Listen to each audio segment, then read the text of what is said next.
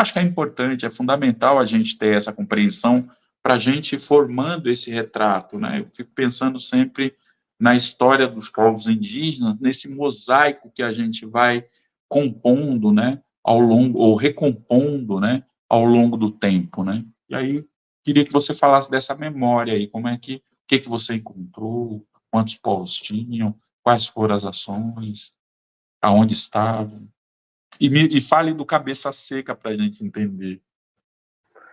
Ela nos explicou que Cabeça Seca era o não indígena. Então, como ela era Ah, casada com um não indígena, ele não poderia ouvir. O que nos impressionava é como é que ela foi, né, casada durante tanto tempo e havia essa informação que não era compartilhada, né, com o companheiro, com o esposo. Então, ela guardou isso durante muito tempo.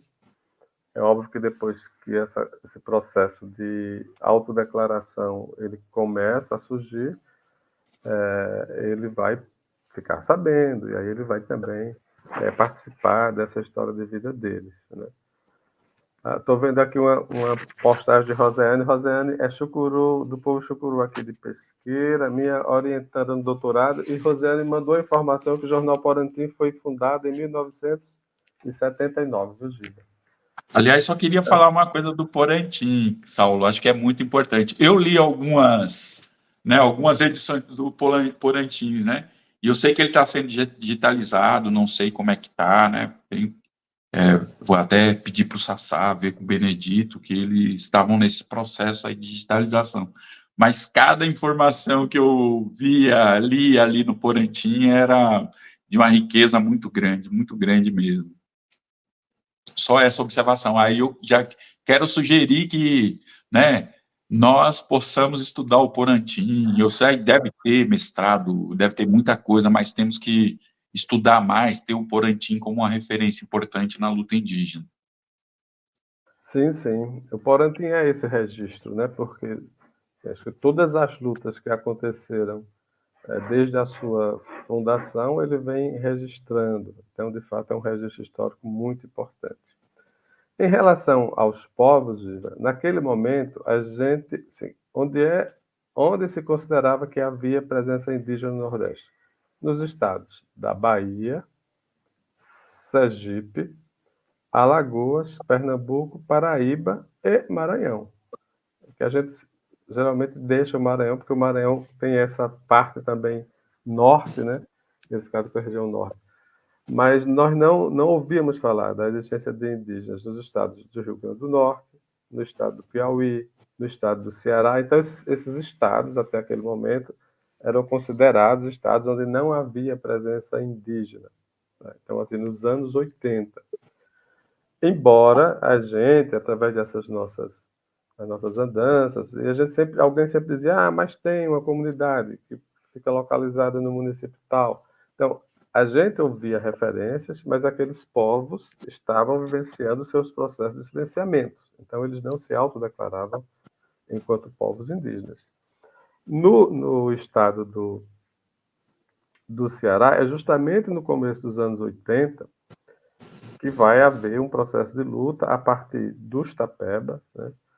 E os povos indígenas do Nordeste eles vão fazer uma articulação muito forte em defesa do povo Tapeba, e o povo, junto com o povo Tapeba, vem também o povo Tremembé.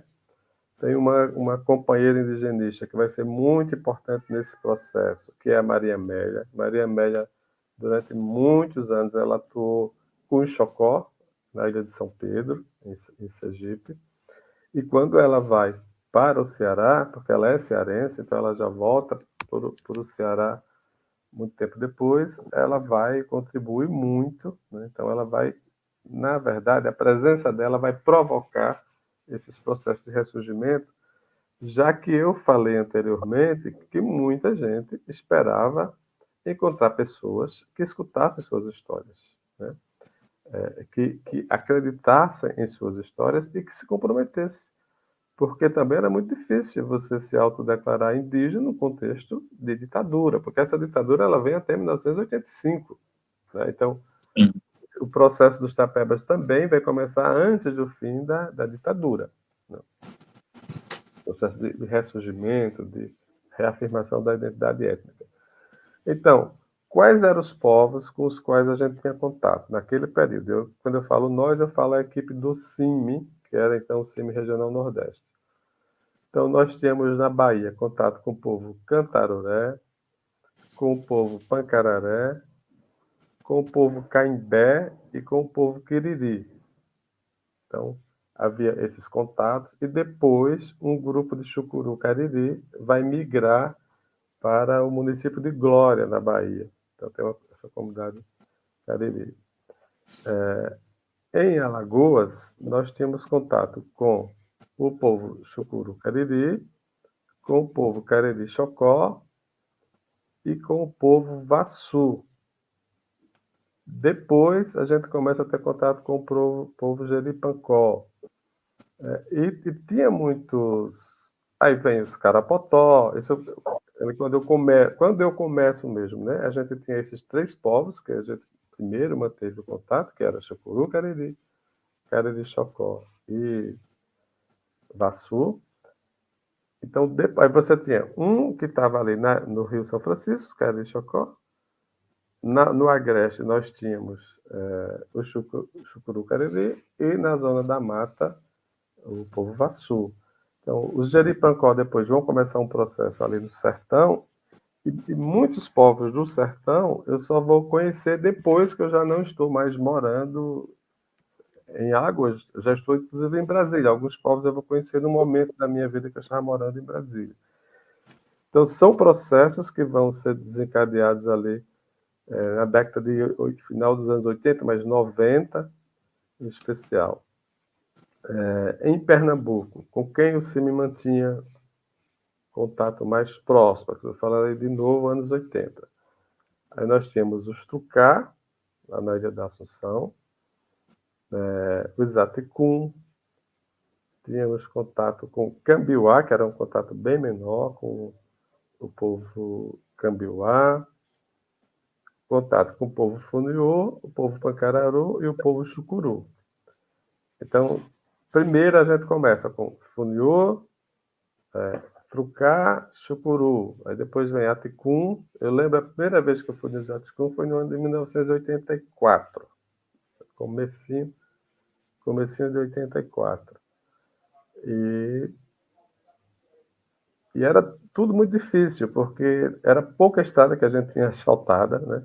Então o acesso era muito difícil, os deslocamentos eram complicados, você fazia percursos longos, você não tinha postos, por exemplo, de combustíveis para abastecer. Então havia uma situação de acesso bem difícil também, né, para chegar a esses povos. Na Paraíba nós tínhamos o povo potiguara, era o povo com quem a gente tinha contato. Então, e em Sergipe, o Chocó, né, lá na ilha de São Pedro. Então, o CIMI tentou, durante esse período, que nessa região, fazer essas articulações, enquanto nós tínhamos outra equipe do CIMI que atuava mais no sul da Bahia, que aí era mais com Pataxó, Ranrã e Pataxó, né, lá no sul da Bahia. Mas a nossa equipe que ficava nessa região... Os Tupinambás não, Saulo? Tupinambá foi depois. Tupinambá depois? Naqueles anos 80, a gente ouvia falar que havia Tupinambá em Olivença.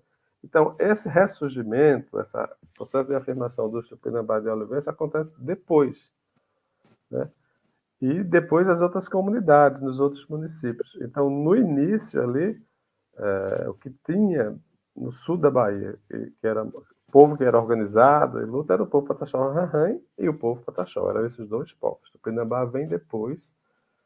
Então, acho que no final dos anos 80, comecinho dos anos 90, é importante destacar que nesses processos de autodeclaração, aí vai ter uma contribuição importante do movimento indígena através da criação da Comissão Leste-Nordeste.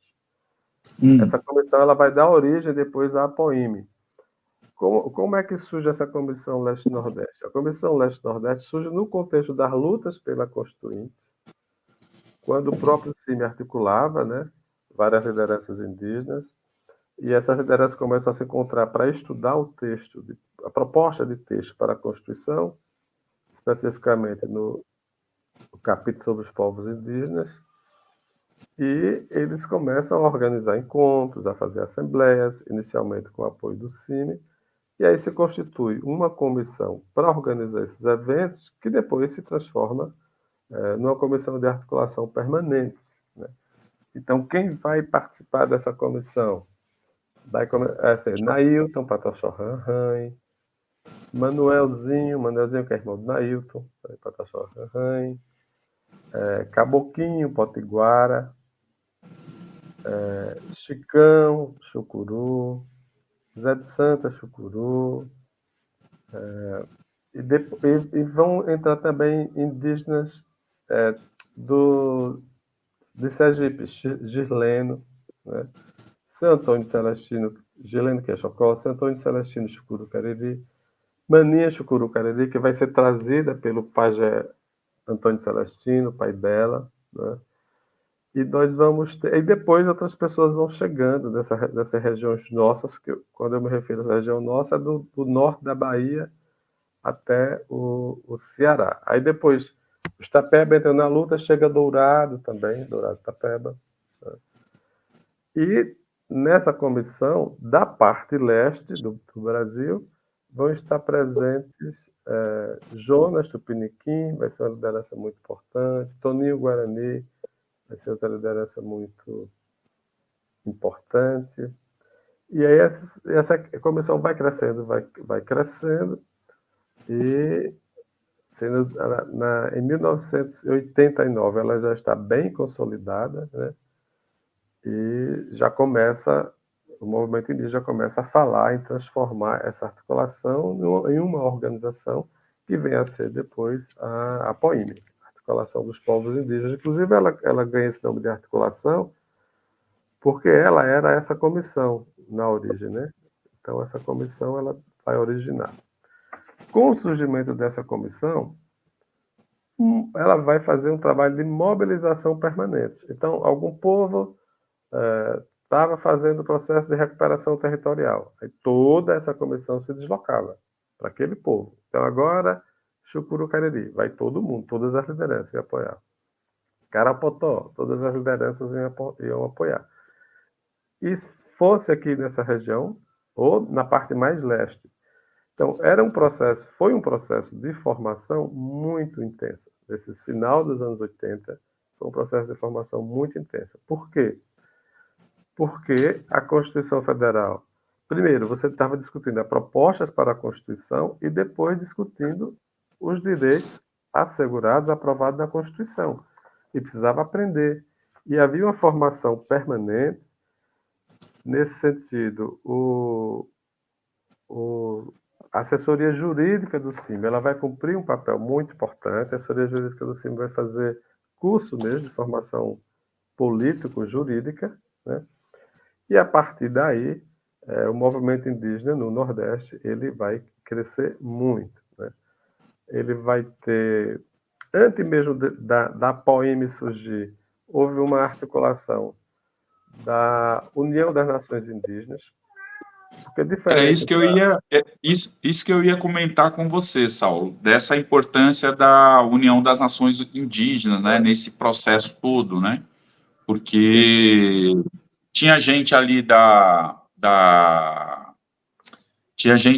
de Minas, né, do norte de Minas, já tinha essa articulação também era composta pelo CIMI, por estimulada, né, por outras organizações indigenistas que surgiam naquela época, e a gente vê, né, que teve um impacto, que teve uma importância muito grande, né, porque ela vem da década de 70, é isso, né?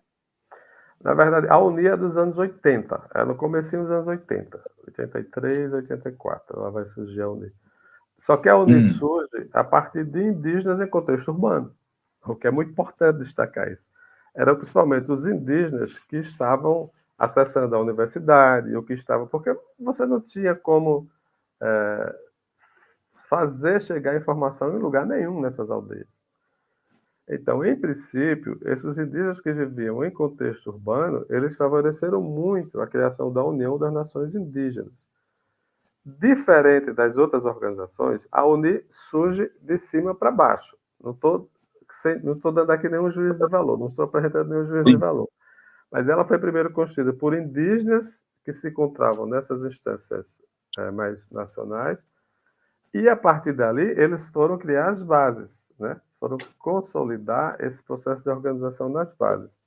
Então, quando a UNI surge, a União, que é a Organização Nacional, ela propõe criar as regionais. E aí o CIMI vai apoiar muito esse processo de criação das regionais. Aqui, nós vamos investir muito no fortalecimento da Uni Nordeste. O coordenador da Uni Nordeste era Apolônio Chocó.